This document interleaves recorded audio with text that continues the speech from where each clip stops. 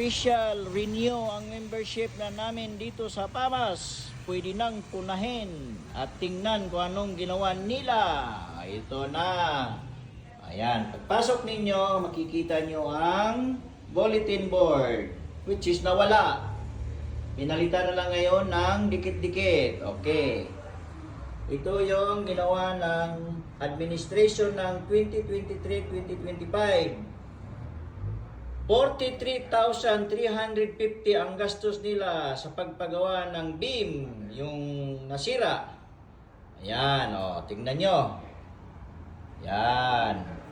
O, ito na yung finished result.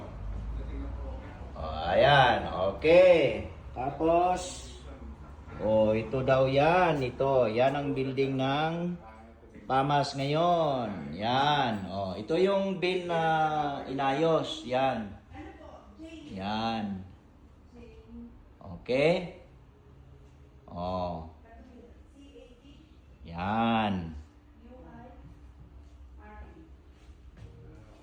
Kaso lang may napuna ako. Ito. Hindi maayos yung pagkapintura. Yung shelf may pintura. Ano ba naman yan? Nako, 43,000, hindi man lang nalinis to. Hindi man lang nalinis.